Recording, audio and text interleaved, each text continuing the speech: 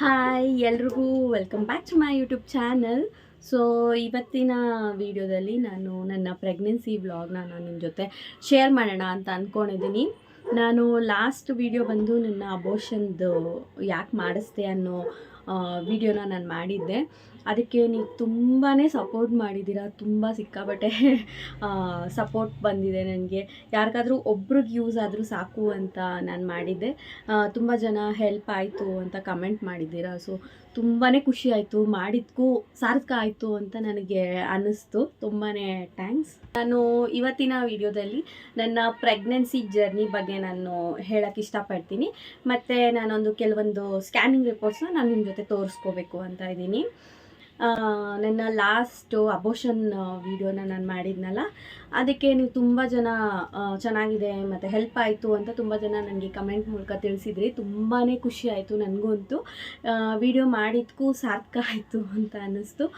ಹೀಗೆ ನಿಮ್ಮ ಸಪೋರ್ಟ್ ಹೀಗೆ ಮುಂದುವರಿಲಿ ಅಂತ ಹೇಳ್ತಾ, ವಿಡಿಯೋ ಶುರು ಮಾಡೋಕ್ಕೂ ಮುಂಚೆ ಇನ್ನೂ ಯಾರೆಲ್ಲ ನನ್ನ ಚಾನಲ್ಗೆ ಸಬ್ಸ್ಕ್ರೈಬ್ ಮಾಡ್ಕೊಂಡಿಲ್ಲ, ದಯವಿಟ್ಟು ಸಬ್ಸ್ಕ್ರೈಬ್ ಮಾಡ್ಕೊಳ್ಳಿ ಅಂತ ಹೇಳೋಕ್ಕೆ ಇಷ್ಟಪಡ್ತೀನಿ. ಮಾಡಿದೆ ನನಗೆ ಅಬೋಷನ್ ಎಲ್ಲ ಆದಮೇಲೆ ನನಗೆ EMI ಕಟ್ಟೋಕ್ಕೆ ತುಂಬಾ ಕಷ್ಟ ಆಗೋಗುತ್ತೆ. ಆವಾಗ ಕಾರ್ನ ಸೇಲ್ ಮಾಡ್ತೀನಿ. ಕಾರ್ ಸೇಲ್ ಮಾಡಿದ್ಮೇಲೆ ಒಂದು ಸ್ವಲ್ಪ ಅಮೌಂಟ್ ಅಂತ ಏನು ಬರುತ್ತೆ, ಅದರಲ್ಲಿ ನಾನು ಫ್ಯಾನ್ಸಿ ಸ್ಟೋರ್ ಓಪನ್ ಮಾಡಬೇಕು ಅಂತ ಅಂದ್ಕೊಂಡು ಬಿಸ್ನೆಸ್ ಸ್ಟಾರ್ಟ್ ಮಾಡ್ತೀನಿ. ಆ ಫ್ಯಾನ್ಸಿ ಸ್ಟೋರ್ ಅಮ್ಮ ಮನೆ ಹತ್ರ ನಾನು ತೆಗೆದಿದ್ದು. ತೆಗೆದು ಇನ್ನೇನೆಲ್ಲ ಒಂದು ಸ್ವಲ್ಪ ಸೆಟಲ್ ಡೌನ್ ಆಗ್ತಾಯಿತ್ತು. ಆ ಟೈಮಲ್ಲಿ ನಾನು ಕನ್ಸೀವ್ ಆಗಿಬಿಟ್ಟೆ. ಒಂದು ಪ್ರಾಬ್ಲಿ ಒಂದು 6 ತಿಂಗಳಾಗಿತ್ತೇನೋ ಅನಿಸುತ್ತೆ, 6-7 ಮಂತ್ಸ್ ಏನೋ ಆಗಿತ್ತು ಅಷ್ಟೇ. ಅಷ್ಟು ಬೇಗ ನಾನು ಕನ್ಸೀವ್ ಆಗಿಬಿಟ್ಟೆ. ಜಾನ್ವರಿ ನಾನು ಅಂಗಡಿ ತೆಗೆದಿದ್ದು ಆಗಸ್ಟಲ್ಲಿ, ನನ್ನ ಅಂಗಡಿ ತೆಗೆದಿದ್ದು ಜಾನ್ವರಿ 26 ನನ್ನ ಲಾಸ್ಟ್ ಪೀರಿಯಡ್ಸ್ ಆಗಿತ್ತು. ನನಗೆ ಫೆಬ್ರವರಿ ಮಂತಲ್ಲಿ ನನಗೆ ಪೀರಿಯಡ್ಸ್ ಆಗಿರಲ್ಲ. ಸೊ ನಾನೇನು ಮಾಡ್ತೀನಿ, ಮಾರ್ಚಲ್ಲಿ ಹೋಗಿ ಮೆಡಿಕಲ್ ಸ್ಟೋರಲ್ಲಿ, ನನಗೆ ಗೊತ್ತಿರಲಿಲ್ಲ ನಾನು ಕನ್ಸೀವ್ ಆಗಿದ್ದೀನಿ ಅಂತ. ಮಾರ್ಚಲ್ಲಿ ಹೋಗಿ ಮೆಡಿಕಲ್ ಸ್ಟೋರಲ್ಲಿ ಓವರ್ ದ ಕೌಂಟರ್ ನನಗೆ ಈ ಥರ ಹಾರ್ಮೋನ್ ಏನೋ ಇಂಬ್ಯಾಲೆನ್ಸ್ ಆಗಿರಬೇಕು, ನನಗೆ ಟ್ಯಾಬ್ಲೆಟ್ ಕೊಡಿ ಅಂತ ಹೋಗಿ ಕೇಳಿದೆ. ಅವರು ಅದಕ್ಕೆ ಸರಿ ಅಂತ ಹೇಳಿ ಚೆಕ್ ಮಾಡಿಬಿಡಿ ಫಸ್ಟು ಯಾವುದಕ್ಕೂ ಅಂತ. ನನಗೆ ಫುಲ್ಲು ಶೋರ್ 100% ಇಲ್ಲ ನಾನು ಪ್ರೆಗ್ನೆಂಟ್ ಆಗಿಲ್ಲ ಅಂತ. ಆಯಿತು ಚೆಕ್ ಮಾಡಿ ಯಾವುದಕ್ಕೂ ಒಂದು ಸಲ ಅಂತಂದರು. ಹೋಗಿ ಆವಾಗ ನನಗೆ 40 ದಿನ ಆಗಿರುತ್ತೆ, 40 ಡೇಸ್ ಆಗಿರುತ್ತೆ. ಹೋಗಿ ಚೆಕ್ ಮಾಡಿದಾಗ ನೆಗೆಟಿವ್ ಬಂತು. ಸೊ ಓಕೆ ಅಂತ ಹೇಳಿ ಹೋಗಿ, ಇಲ್ಲ ನನಗೆ ನೆಗೆಟಿವ್ ಬಂದಿದೆ, ನೀವು ನನಗೆ ಟ್ಯಾಬ್ಲೆಟ್ಸ್ ಕೊಡಿ ಅಂತ ಕೇಳಿದೆ. ಅವರು ಆಯಿತು ಅಂತ ಹೇಳಿ ಒಂದು 5 ಡೇಸ್ಗೇನೋ ಒಂದು ಮಾತ್ರೆ ಏನೋ ಕೊಡ್ತಾರೆ. ಇದನ್ನು ತೊಗೊಳ್ಳಿ, ಇದರಷ್ಟರೊಳಗೆ ನಿಮಗೆ ಪೀರಿಯಡ್ಸ್ ಆಗಬೇಕು, ಇದಾಗಿಲ್ಲ ಅಂದರೆ ನೀವು ಡಾಕ್ಟರ್ನ ಕನ್ಸಲ್ಟ್ ಮಾಡಿ ಅಂತ ಹೇಳಿದ್ರು.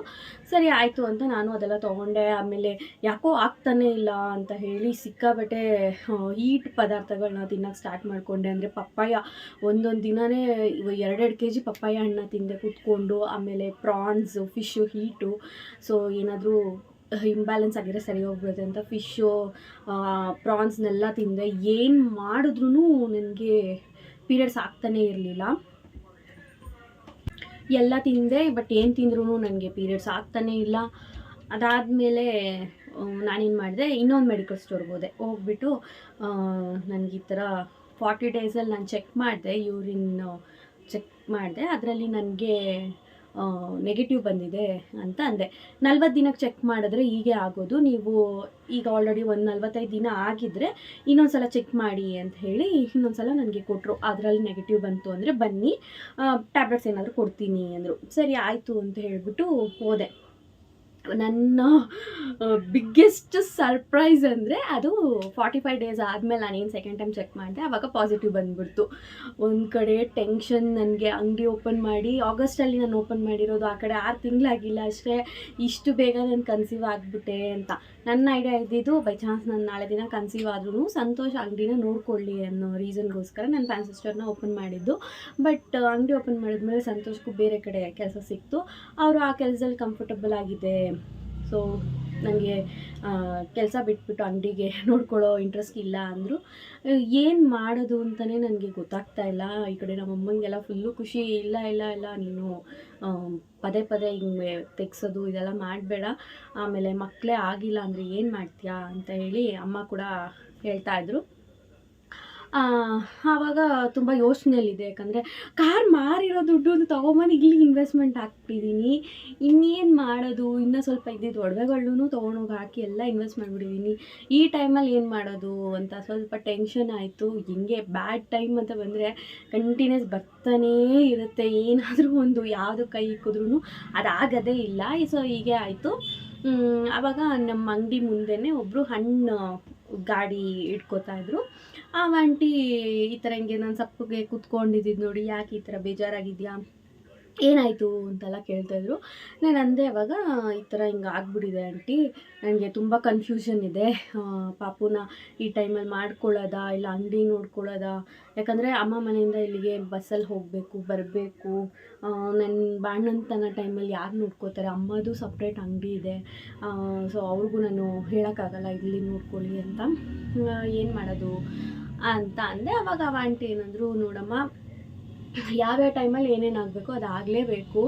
ನೀನು ಎಲ್ಲೇ ಹೋಗು, ಯಾರನ್ನೇ ಹೊಸಬ್ರನ್ನ ಮಾತಾಡಿಸು, ಅವ್ರು ಮೊದಲು ನಿನ್ನ ಕೇಳೋದು ನೀನು ಆಸ್ತಿ ಎಷ್ಟು ಮಾಡಿದ್ಯಾ ಅಂತ ಯಾರೂ ಕೇಳಲ್ಲ. ಅವ್ರು ಕೇಳೋದೆ ನಿಮಗೆ ಮಕ್ಕಳೆಷ್ಟು ಅಂತ. ಸೊ ನಮಗೆ ಆಸ್ತಿಗಿಂತ ದೊಡ್ಡದು ಮಕ್ಕಳು. ಎಲ್ಲ ಪ್ರತಿಯೊಬ್ಬರು ಕೇಳೋದು ನಿಮ್ಮ ಮಕ್ಕಳೆಷ್ಟು ಅಂತಲೇ ನಿನ್ನ ಕೇಳೋದು. ನೀನು ಮೊದಲು ಮಗು ಕಡೆ ಗಮನ ಕೊಡು, ನೀನು ದುಡ್ಡನ್ನ ಯಾವತ್ತು ಬೇಕಾದ್ರೂ ಸಂಪಾದನೆ ಮಾಡ್ಬೋದು ಅಂದರು. ಅವ್ರು ಅಂದಿದ್ದು ನನಗೆ ತುಂಬಾ ಒಂಥರ ಇನ್ಸ್ಪೈರ್ ಆಗೋಯ್ತು. ಹೌದಲ್ವಾ, ಕರೆಕ್ಟು. ಸೊ ನಾನು ಮಗು ಕಡೆ ಕಾನ್ಸಂಟ್ರೇಟ್ ಮಾಡಬೇಕು ಅಂತ ಹೇಳಿ ದೆನ್ ನಾನು ಡಾಕ್ಟ್ರ್ ಹತ್ರ ತೋರಿಸ್ದೆ. ಹಂಗೂ ನನಗೆ ತುಂಬ ಭಯ ಇತ್ತು. ಯಾಕಂದರೆ ನಾನು ಮಾತ್ರೆಗಳು ತೊಗೊಂಡ್ಬಿಟ್ಟಿದ್ದೀನಿ, ಇದು ಹಣ್ಣೆಲ್ಲ ತಿಂದ್ಬಿಟ್ಟಿದ್ದೀನಿ, ಪಪ್ಪಾಯ, ಫಿಶ್ಶು ಅದು ಇದೆಲ್ಲ ತಿಂದ್ಬಿಟ್ಟಿದ್ದೀನಿ. ಸೊ ಮಗು ಹೆಂಗೆ ಬರುತ್ತೋ ಏನೋ ಅನ್ನೋದು ಒಂದು ಭಯ ಇತ್ತು. ಆಯಿತು ಅಂತ ಹೇಳಿ ಡಾಕ್ಟ್ರ್ ಹತ್ರ ಹೋದೆ. ಆ್ಯಂಡ್ ಇವರೇನು ಮೆಡಿಕಲ್ ಸ್ಟೋರಲ್ಲಿ ನಾನೇನು ಮಾತ್ರೆ ತೊಗೊಂಡಿದ್ದೆ ಅದನ್ನು ಕೂಡ ತೋರಿಸ್ದೆ. ಆ ಮಾತ್ರೆ ಬಂದು ಹೇಗೆ ವರ್ಕ್ ಆಗುತ್ತೆ ಅಂತ ಅಂದರೆ, ನಾನು ಹಾರ್ಮೋನ್ ಇಂಬ್ಯಾಲೆನ್ಸ್ ಆಗಿದ್ರೆ ಮಾತ್ರ ನನಗೆ ಅದು ಸರಿಪಡಿಸುತ್ತೆ. ಇನ್ನು ನಾನು ಪ್ರೆಗ್ನೆಂಟ್ ಆಗಿದ್ರೆ ಆ ಮಗುನ ಇನ್ನೂ ಕಾಪಾಡೋ ಥರ ಒಂದು ಮಾತ್ರೆ ಅವ್ರು ಕೊಟ್ಟಿದ್ದು. ಪಾಪ ತುಂಬ ಒಳ್ಳೆಯ ಮೆಡಿಕಲ್ ಸ್ಟೋರವರು, ತುಂಬ ನಾಲೆಡ್ಜ್ ಇರೋ ಅಂಥವ್ರು. ಸೊ ಅವರು ಯಾವುದೇ ರೀತಿ ಮಗುಗೆ ಅದು ಹರ್ಟ್ ಆಗದೇ ಇರೋ ಥರ, ಎಫೆಕ್ಟ್ ಆಗದೇ ಇರೋ ಅಂಥ ಮಾತ್ರೆನ ನನಗೆ ಕೊಟ್ಟಿದ್ದು. ಸೊ ಏನೂ ತೊಂದರೆ ಇಲ್ಲ, ಈ ಮಾತ್ರೆಯಿಂದ ಏನೂ ಇಲ್ಲ. ಅದು ಇನ್ನೂ ನಿಮ್ಮ ಮಗುನ ಪ್ರೊಟೆಕ್ಟ್ ಮಾಡಿದೆ ಅಷ್ಟೇ. ನನ್ನ ಪ್ರಕಾರ ಏನೋ ಎಲ್ಲ ಚೆನ್ನಾಗೇ ಇದೆ ಅಂತ ಅನಿಸುತ್ತೆ. ನೀನು ಅಬೋಷನ್ಗೆಲ್ಲ ಮತ್ತೆ ಪ್ಲ್ಯಾನ್ ಮಾಡಬೇಡ, ಮಗು ಮಾಡ್ಕೊಂಬಿಡು ಅಂತಂದರು. ಸರಿ ಆಯಿತು ಅಂತ ಹೇಳಿ ಒಂದು ಸ್ಕ್ಯಾನಿಂಗ್ ಮಾಡಿಸು ಅಂತ ಹೇಳಿದ್ರು. ಸ್ಕ್ಯಾನಿಂಗಲ್ಲಿ ನನ್ನ ಡೇಟ್ ಪ್ರಕಾರ 8 ವಾರ ಆಗಿರಬೇಕು. ಆದರೆ ಮೆಡಿಕಲ್ ಪ್ರಕಾರ ನನಗೆ 2 ವೀಕ್ಸ್ ಚಿಕ್ಕ ಪಾಪು ಇತ್ತು. 2 ವಾರ ಅಂದರೆ 6 ವಾರದ ಮಗು ಅಷ್ಟೇ ನನಗಿದ್ದಿದ್ದು. ಅದರಿಂದ ಹಾರ್ಟ್ ಬೀಟ್ ಇನ್ನೂ ಬಂದಿರಲಿಲ್ಲ. ಸೊ ಹಾರ್ಟ್ ಬೀಟ್ ಬಂದಮೇಲೆ ಇನ್ನೊಂದು 2 ವಾರ ಬಿಟ್ಕೊಂಡು ಸ್ಕ್ಯಾನ್ ಮಾಡಿಸು ಅಂತಂದರು. ಸೊ 2 ವಾರ ನನಗೆ ಹಿಂದೆಯೇ ಇತ್ತು.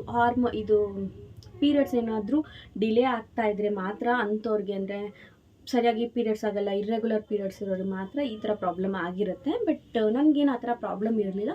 ಬಟ್ ಆದರೂ ನನಗೆ ಮಗು ಸ್ವಲ್ಪ ಡಿಲೇ ಆಗಿತ್ತು. ನನ್ನ ಡೇಟ್ ಪ್ರಕಾರ, ಹೊಟ್ಟೆಲಿರೋ ಮಗು ಪ್ರಕಾರ ಈ ಥರ ಇತ್ತು. ಸೊ ನನ್ನ ಫಸ್ಟ್ ಸ್ಕ್ಯಾನಿಂಗ್ ರಿಪೋರ್ಟ್ನ ನಾನು ಇವಾಗ ನಿಮ್ಮ ಹತ್ರ ತೋರಿಸ್ತೀನಿ. ಇದು ಬಂದು ನನ್ನ ಫಸ್ಟ್ ಸ್ಕ್ಯಾನಿಂಗ್ ರಿಪೋರ್ಟು. ಆದರೆ ನಾನು ಫಸ್ಟೇ ಸ್ಕ್ಯಾನಿಂಗ್ ಮಾಡಿಸಿದ್ದೆ, ಅದೇ ಆವಾಗ ಹಾರ್ಟ್ ಬೀಟ್ ಬಂದಿಲ್ಲ ಅಂಥೇಳಿ ತಿರ್ಗಾ ಹೋಗಿ ಮಾಡಿಸಿದ್ದು. ಆವಾಗ ನನಗೆ 9 ವಾರ ತುಂಬಿತ್ತು. ಬಟ್ ಅದರಲ್ಲಿ ನೋಡ್ತಾ ಇರ್ಬೋದು, ಆದರೆ 8 ವಾರದ ಮಗು ಪ್ರೆಸೆಂಟ್ ಇದೆ ಅಂತ ಇತ್ತು. ಜಸ್ಟು ಹಾರ್ಟ್ ರೇಟು ಈ ಥರ ಹಾರ್ಟ್ ಬೀಟ್ನೆಲ್ಲ ಕೇಳಿಸಿದ್ರು. ಸೊ ಮಗು ಇದೆ, ಮತ್ತು ನೀವೊಂದು 12ರಿಂದ 14ನೇ ವಾರದಲ್ಲಿ NT ಸ್ಕ್ಯಾನ್ ಒಂದು ಮಾಡಿಸಿ ಅಂತಂದರು. ಸೊ ಇದೇ ನನ್ನ ಫಸ್ಟ್ ಸ್ಕ್ಯಾನಿಂಗ್. ಅಫಿಷಿಯಲ್ ಆಗಿ ಈ ಥರ ಪಾಪು ಇದೆ ಅಂತ ಈ ಸ್ಕ್ಯಾನಿಂಗಿಂದ ಕನ್ಫರ್ಮ್ ಮಾಡಿದ್ರು. ನೋಡ್ತಿರ್ಬೋದು ನನ್ನ ಡೇಟು ಇದೆಲ್ಲ, ಟೈಮಿಂಗ್ಸ್ ಎಲ್ಲ. ನನ್ನ ಡೆಲಿವರಿ ಡೇಟ್ ಬಂದು 10ನೇ ತಾರೀಕು 11ನೇ ತಿಂಗಳಲ್ಲಿ ಕೊಟ್ಟಿದ್ದರು. ನೆಕ್ಸ್ಟು ನಾನು NT ಸ್ಕ್ಯಾನ್ಗೆ NG imaging and diagnosis ಸೆಂಟರ್ಗೆ ಹೋಗಿದ್ದೆ. ಇದು ರಾಜಾಜಿನಗರದಲ್ಲಿ ತುಂಬಾ ಫೇಮಸ್ಸು, ನವರಂಗ್ ಹತ್ರ ಇರೋದಿದು. ಬಟ್ ತುಂಬ ಫೇಮಸ್. ನಾನು ಫಸ್ಟ್ ಪಾಪಗೂ ನಾನು ಇಲ್ಲೇ ಮಾಡಿಸಿದ್ದು, ಆವಾಗಲೇ ನನಗೆ ಗೊತ್ತಾಗಿತ್ತು.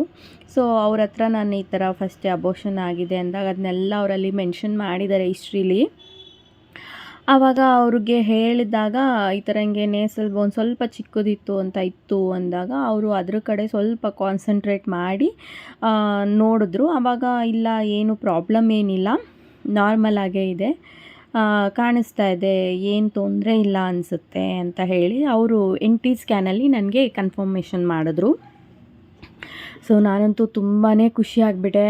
ಓಕೆ, ಸೊ ಈ ಪಾಪುಗೇನು ಸಮಸ್ಯೆ ಇಲ್ಲ, ಎಲ್ಲ ನಾರ್ಮಲ್ ಆಗೇ ಇದೆ ಅಂತ ತುಂಬ ಖುಷಿಯಾಗಿ ಹೋಗ್ಬಿಟ್ಟಿದ್ದೆ.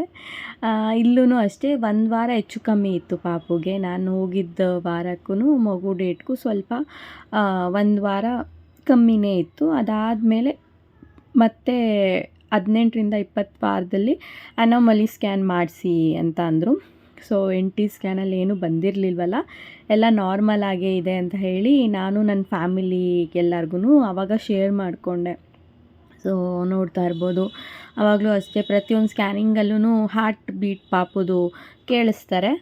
ಸೊ ಅದೇ ಥರ ಹಾರ್ಟ್ ಬೀಟು, ಅವಳ ಸ್ಕ್ಯಾನಿಂಗ್ ಇದೆಲ್ಲ ತೋರಿಸಿದ್ರು. ಅದಾದಮೇಲೆ ನಾರ್ಮಲ್ ಅನಾಮಲಿ ಸ್ಕ್ಯಾನ್ಗೆ ಅಲ್ಲೇ ಹೋದೆ. ತುಂಬ ಧೈರ್ಯವಾಗೇ ಹೋಗಿದ್ದೆ, ಮಗು ಇನ್ನೇನೆಲ್ಲ ಚೆನ್ನಾಗೇ ಇದೆ, ಸೊ ಏನೂ ಪ್ರಾಬ್ಲಮ್ ಇಲ್ಲ ಅಂತ. ಬಟ್ ನೋಡ್ತಾ ಇರ್ಬೋದು, nasal bone is at lower normal range ಅಂತ ಇಂಪ್ರೆಷನ್ ಕೊಟ್ಟರು. ಸ್ವಲ್ಪ ಟೆನ್ಷನ್ ಆಯಿತು ಆವಾಗ. ಅಯ್ಯೋ ಇದೇನಿದು NT ಸ್ಕ್ಯಾನಲ್ಲಿ ನಾರ್ಮಲ್ ಬಂದುಬಿಟ್ಟು ಈ ಸ್ಕ್ಯಾನಲ್ಲಿ ಈ ಥರ ಆಯಿತು ಅಂತ.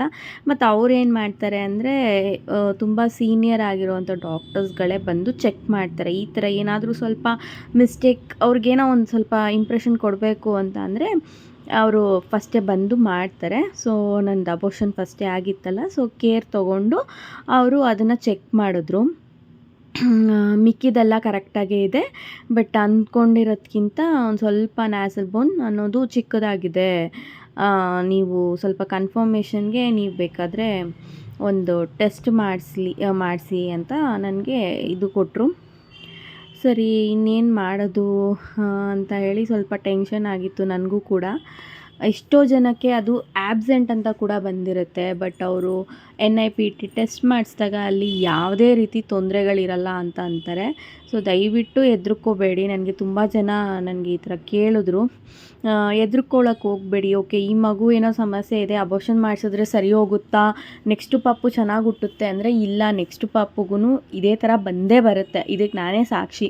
ಸೊ ಫಸ್ಟ್ ಪಾಪುಗೆ ಏನಾಗಿದೆ ಅದು ಫಸ್ಟ್ ಪಾಪುಲೇ ಹೊರಟೋಗಲ್ಲ, ಅದು ಸೆಕೆಂಡ್ ಪಾಪುಗೂ ಬಂದೇ ಬರುತ್ತೆ. ಈ ಥರ ನ್ಯಾಸಲ್ ಬೋನು ಅದು ಇದು ಸಮಸ್ಯೆಗಳಿದ್ರೆ ಬರುತ್ತೆ, ಅದೇ ದೊಡ್ಡ ಇಶ್ಯೂ ಏನಲ್ಲ.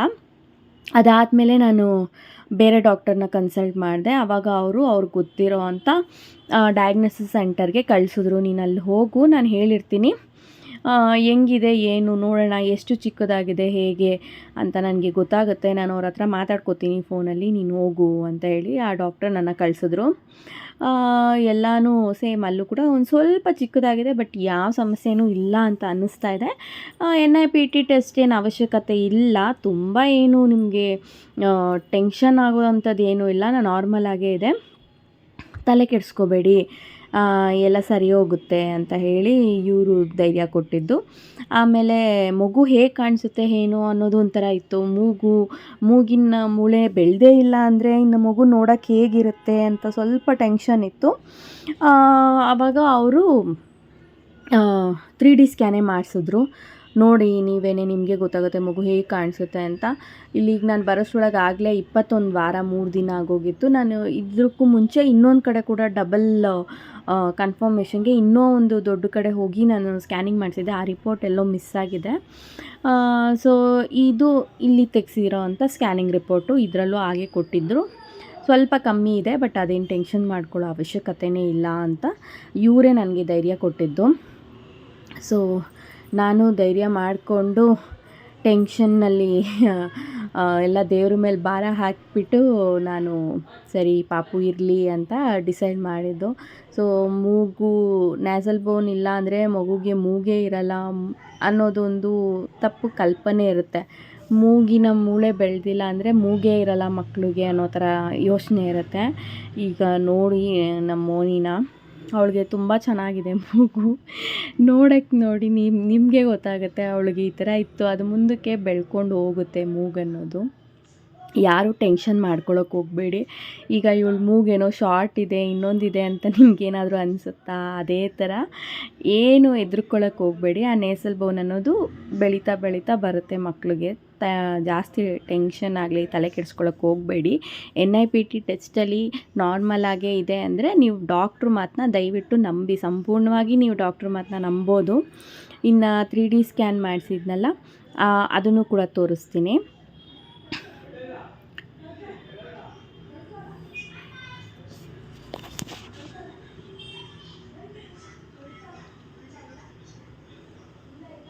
ಇದರಲ್ಲೂ ಅವರು ಅಷ್ಟೇ ಸ್ವಲ್ಪ ಟೆನ್ಷನ್ ಮಾಡ್ಕೊಂಡು ತಲೆ ಕೆಡಿಸ್ಕೊಂಡು ಅವರು ಚೆನ್ನಾಗಿ ನೋಡಿದ್ರು ಹೇಗೆ ಕಾಣಿಸುತ್ತೆ ಅಂತ. ಇವಳು ಸ್ವಲ್ಪ ಮುಖನೇ ತೋರಿಸ್ತಾ ಇರಲಿಲ್ಲ, ಬಟ್ ಹಂಗೂ ಕೆಲವೊಂದು ಫೋಟೋಗಳನ್ನ ಕ್ಯಾಪ್ಚರ್ ಮಾಡಿದ್ರು. ತುಂಬಾ ಖುಷಿ ಆಯಿತು. ಆ್ಯಕ್ಚುಲಿ ಆ ಸ್ಕ್ಯಾನಿಂಗಿಗೆ ಸಂತೋಷ್ ಕೂಡ ಬಂದಿದ್ದರು ಒಳಗಡೆ.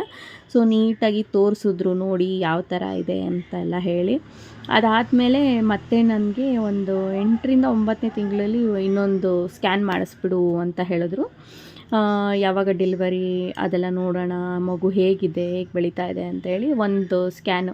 ಅದು ನಾವೇ ಕೇಳಿ ಕೇಳಿ ನನಗೆ ಕ್ಯೂರಿಯಾಸಿಟಿ, ಮತ್ತೆ ಹೋಗಿ ನೋಡಬೇಕು ಪಾಪುನ ಹೇಗಿದೆ 3Dನೇ ಮಾಡಿಸ್ಬೇಕು ಅಂತ. ಡಾಕ್ಟ್ರೇನು ಬೇಡ ಅಂದಿದ್ರು, ಬಟ್ ನಾನೇ ಇಲ್ಲ ನನಗೆ 3Dನೇ ಇರಲಿ ಅಂತ ಹೇಳಿ ಮತ್ತೆ ನಾನು ಬಂದೆ.